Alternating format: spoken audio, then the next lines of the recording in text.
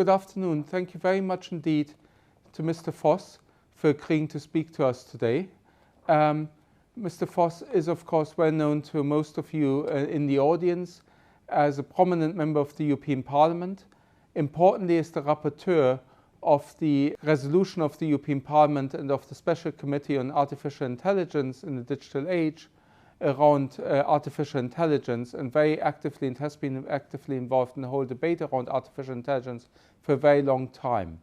Artificial intelligence is becoming more and more important in the financial services sector, and in the Parliament and in the European Commission is more looked at as a cross-sectoral issue than a specific financial services issue. That's why I think it's really nice to have you here and understand a little bit more how you see the European debate on AI going, the work that the European Parliament is doing, and what it might mean for the financial services industry.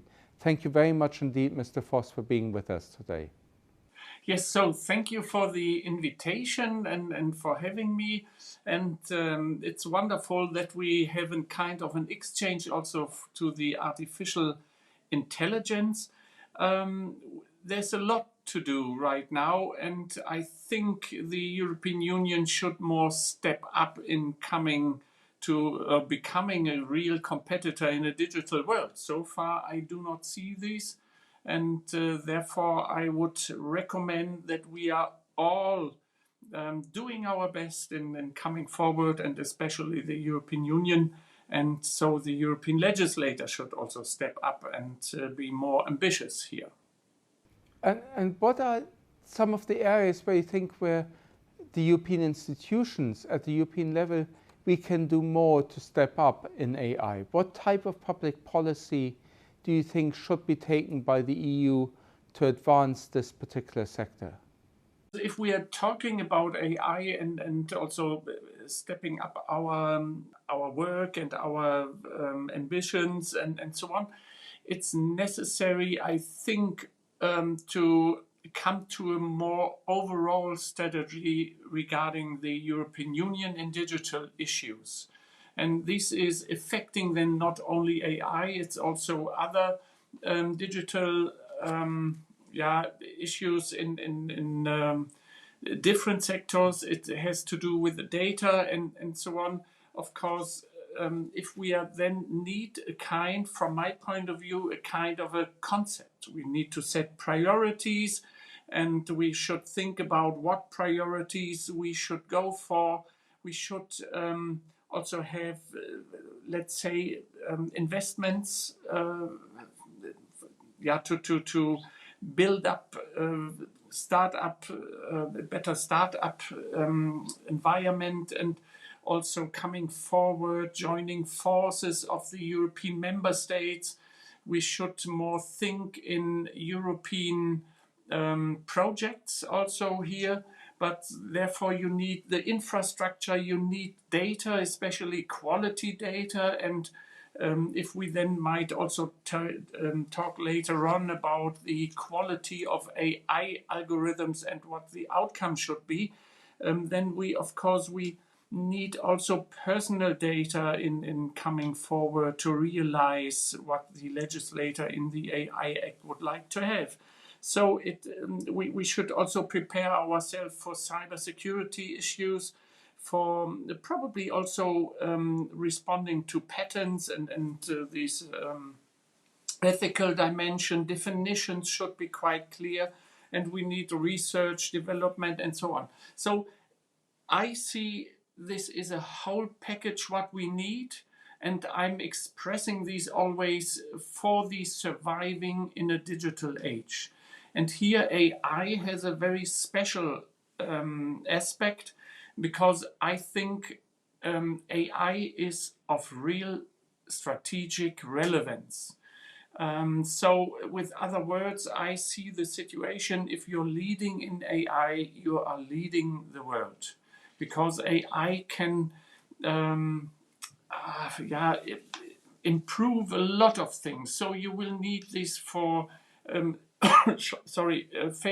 facial recognition, picture recognition, deep learning, sensoric abilities, language skills, etc. You will need it for navigation, in military weapons. You might have this for optimizing transport, so improving the climate change or fighting the climate change. If you're seeing the pandemic situation, you can develop of new drugs and treatments and vaccines and so on with the help of AI. That's why it's so important. And even if we think about self-driving cars and what it's very important for Europe, the whole industry, then you have here a situation where we probably say this should be kind of a priority to it. So, and this all in all would build a kind of a strategy if we are creating these European projects and these joining of forces and this political will in try to survive as Europe between this bipolar situation, what we are into, like the sandwich position Europe is into between the US and also China. And this is why I think it's so important that we need to step up here our activities, our strategy, and so on. And we can't really waste time for it. And time is a factor what also needs to be to keep this in mind, because if you are always the third or the fourth in developing something, then you're probably already out of the market here in digital issues. That's why we need to be fast, to be quick, to regulate better, and not have these ponderous proceedings. As a legislator, also we have to be responsible for our part in leading to a successful development also in digital issues. I couldn't agree more. I think it's actually interesting you mentioned 2 out of the 3 EU's real tools of policy. One is funding, so encouraging research and development and other aspects. One is regulation. The third might be competition policy, but in a way it's linked to regulation. Looking at these, I think you've highlighted a lot of the benefits of AI, and I totally agree with those. But obviously AI potentially also comes with some risks. And where do you see the risks of AI, and how does that feed back into the regulatory debate? So what type of regulatory measures do you think the EU needs to take around AI? So we are quite famous as a European legislator in having a whole wish list and creating a lot of safeguards in it and what has to be respected and so on. Of course, if you're seeing all the individual criteria, then you always agreeing, but the whole criteria at the end makes it very, very hard, I think, for developers at the end to come to this result. So meaning probably we will come with a wish list, and this is also describing the risk what you might have with AI, that the let's say we will ask for a gender balanced outcome or result. We will ask for non-biased algorithms. We will ask for not discriminatory situations with the results of AI systems.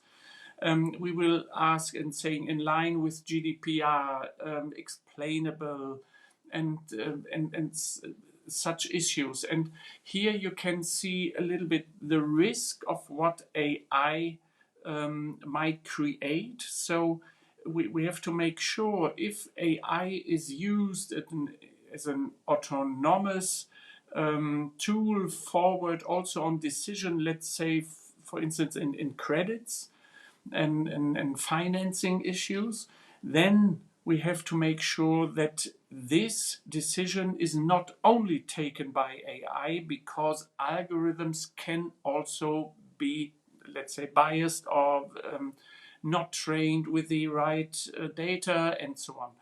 And here I think, and probably everyone is agreeing on this, that this is imposing risk. There's a general risk for all of us, probably having in mind that we are shifting human power to machines. And here, of course, if we're coming to military weapons or so, this is more creating difficulties and problems. But here in our day-by-day life, I would say the majority of the AI systems today are not really imposing risks. They, I mean, it's a kind of a supporting for decision or decision-making issues. And this is something I would say is not that risky. Of course, we might have also some AI systems in place that are more risky, meaning more risky to probably, let's say, your career, if you're thinking about if you need this for the employment of workers and so on, but also for credits. This is something, if you would like to build up your house or to build a new house, and you need credits, or for your company that you need a financial invest here, then you should not probably only rely on algorithms, because it might harm a risk to somebody. And that's why we have to think about to mitigate these risks. And here at first, and I hope we can really set this free, the idea of sandboxes, what is already integrated in the AI Act proposal by the Commission. I think if we are really creating a kind of a environment where you can train your algorithms in a very effective and good way, that you have not the biased data, that you have quality data in place, that you probably need personal data. And if we can allow this and training your algorithms, then the fundament is already probably created for mitigating risks.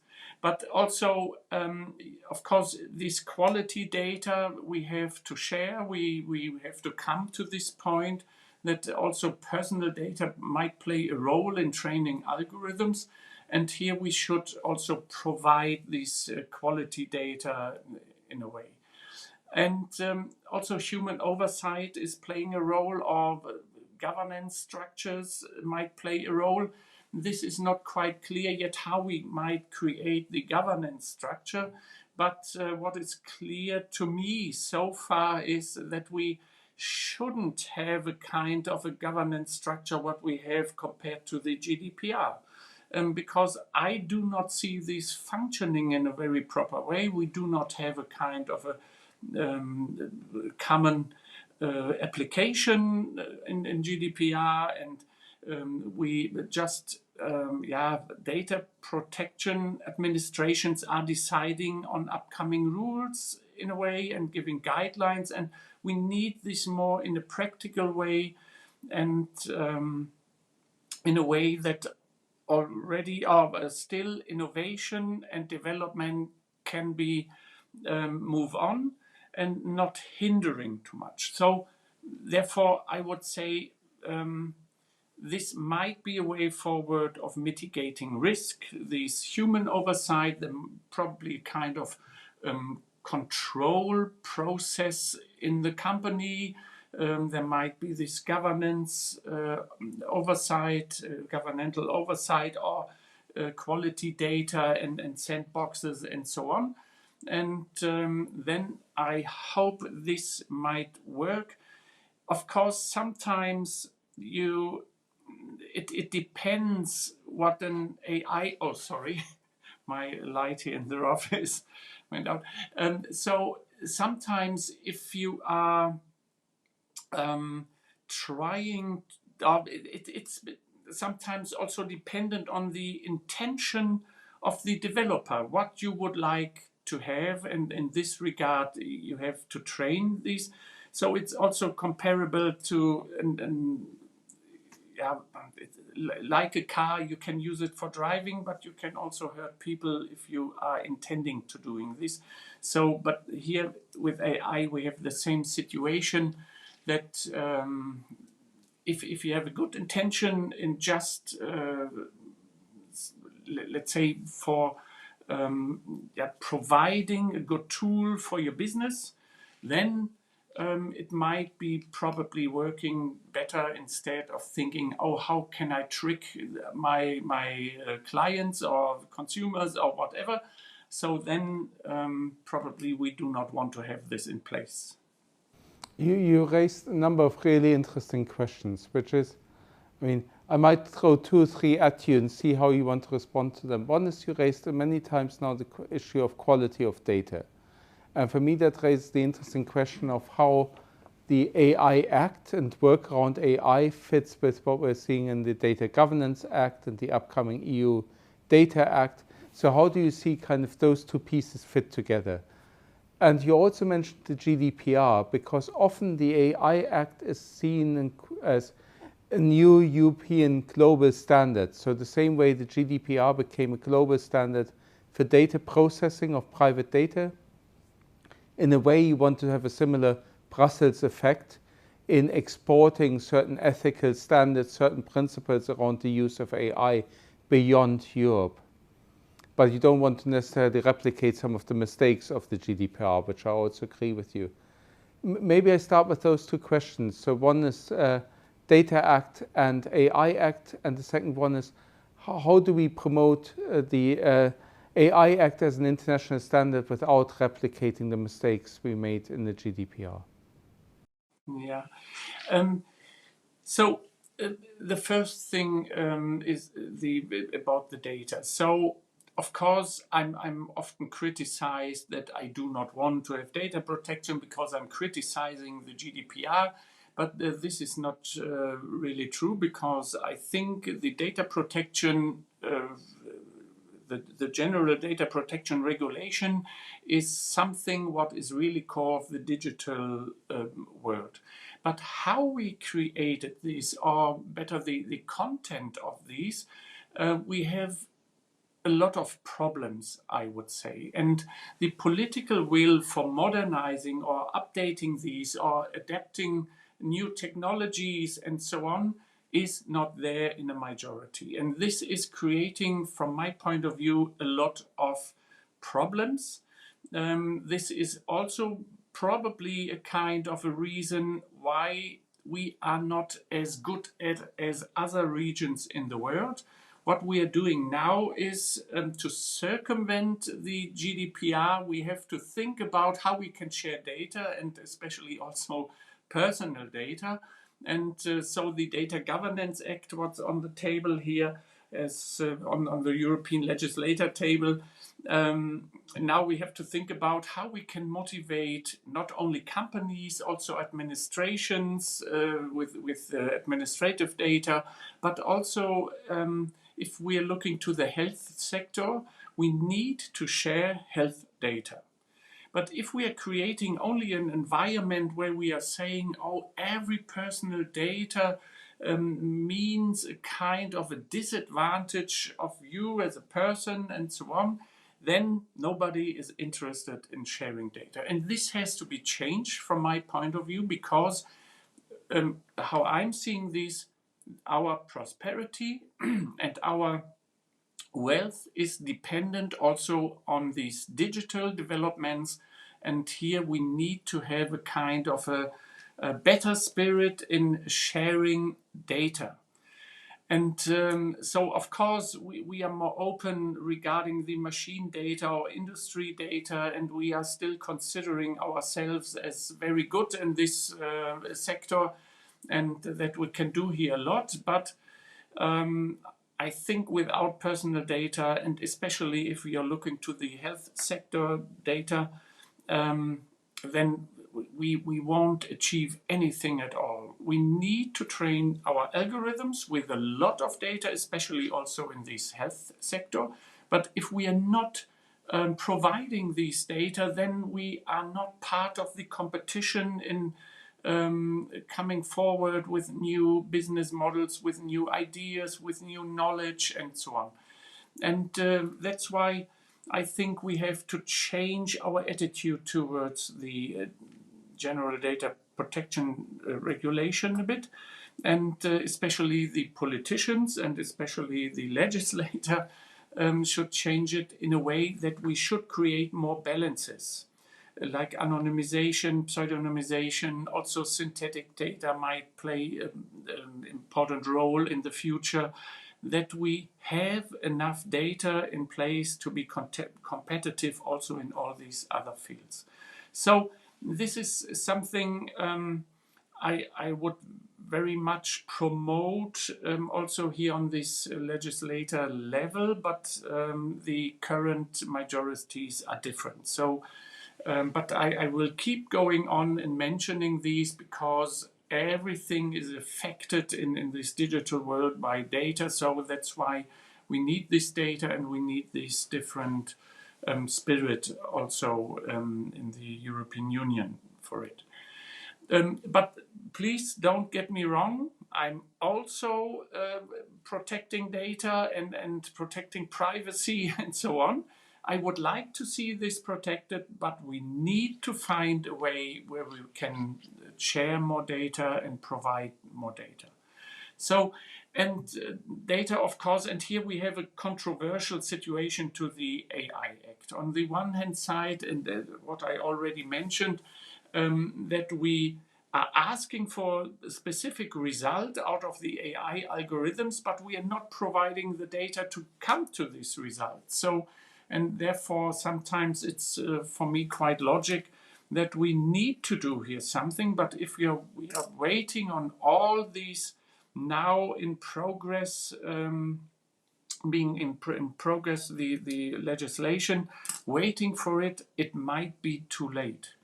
So I always see the speed is already a kind of a criteria for competition in the digital world.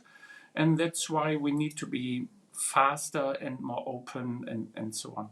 So to the second issue, of course, we have this in our hands as a European Union to become a better international standard setter. We used these decades before, and it was helpful. But now we are seeing in the digital sector, we have either the Chinese who are playing the standard setting very, very intensively, and using also and having therefore also the economic advantages, and also the US companies in this regard, and they are developing so fast that they are creating more than less in this development also new standards and standard settings. And here I'm expecting more of the European Commission, that the Commission is more active, the Commission is more concentrated on what is necessary to have. Of course, together with the our transatlantic friends, that we might come together here and discussing these, but we need to be more active on standard settings. We have the possibility to do so, but we should also be more active in doing so. And that's why I think, yes, there is a Brussels effect, if you might say so, but we need to learn that this is for our own advantage, for our prosperity, for our wealth, and upcoming issues. So that's why I think it's very necessary to work also on standard setting. Thank you. In the last 5 minutes, I would like to come to two last questions. One bring a bit back to financial services, and one is on process. On financial services, you mentioned credit already as an example. How do you see the interrelationship between this more horizontal AI Act and existing sector legislation? Because there's already rules around what you should do, how you sell credit, and how you have to protect the consumer and all these type of things. And that type of legislation should normally be technology neutral. So it doesn't matter whether I sell it to you door to door or whether I do it over telephone or whatever. So how is AI so radically different that we need an AI Act sitting over these existing sector pieces of legislation? Are we not duplicating things?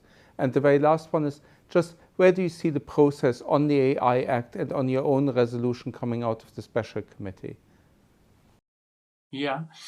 So on this special committee of AIDA, we are trying to give these recommendations and saying, oh yes, we should act as the EU in whole, and please get ready for a European roadmap. What the European Commission has in a way done with these digital decade or digital compass communication last year. Or 2 years ago, I can't remember, because of these COVID times, everything is a mess with this timing. So, but now we have to execute also this.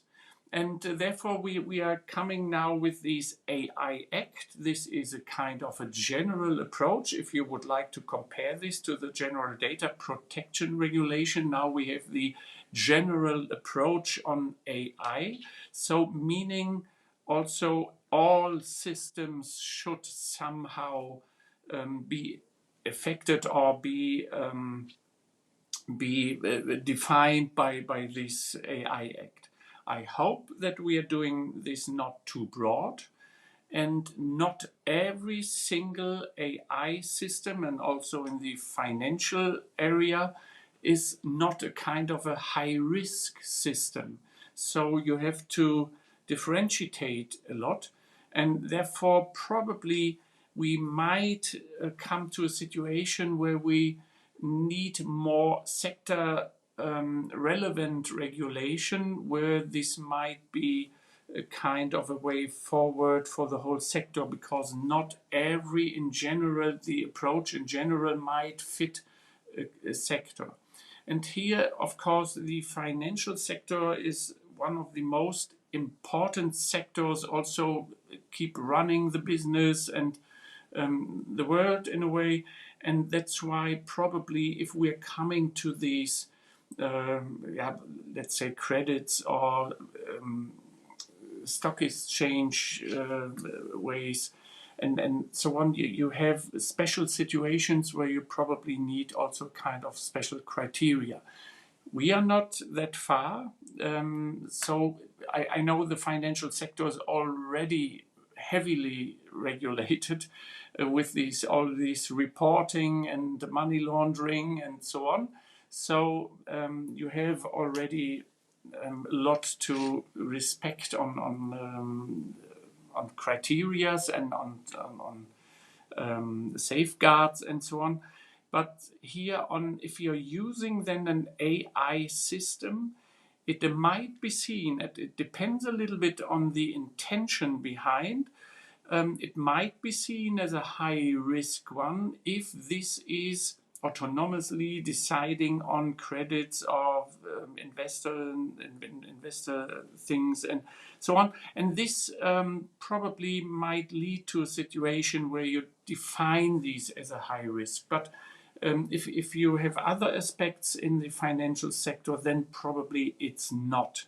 And that's why, but I would recommend also for the financial system, so all our banks might have a lot of data in place, and they also should use these data for getting better business models, for more serving the clients, for more getting kind of better knowledge of everything and so on. Probably I'm not the one who has a kind of a idea what else you might can get out of these data, but I think you have all the experts there where you might also come to new aspects of financial issues, and it might then create a kind of a new service or whatever. So that's why I think it's totally necessary also to handle or to deal with AI systems because of this massively existing data, and also trying to work with all these data also via AI systems analyzing the data. So I think there's a lot of potential, and therefore please go forward. It's necessary that we are leading some developments. Thank you very much. I think it's very nice that you finished on this positive note and not just about the concerns that come with AI. And I think it's also interesting that you make the point that, yeah, we have to see once the AI Act is in place, how that relates with sector legislation.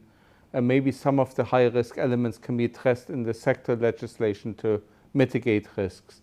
It was a really good idea to have you at this conference and speak. Hopefully we can see you in person next year, COVID permitting, when we go back to a physical conference. It's been a real pleasure. Good luck with the continued work in the Parliament, and thank you for sharing this last half hour with us. Thank you very much indeed, Mr. Voss. Yeah, you're very welcome, and I'm looking forward also to meet you all in person. Thanks a lot.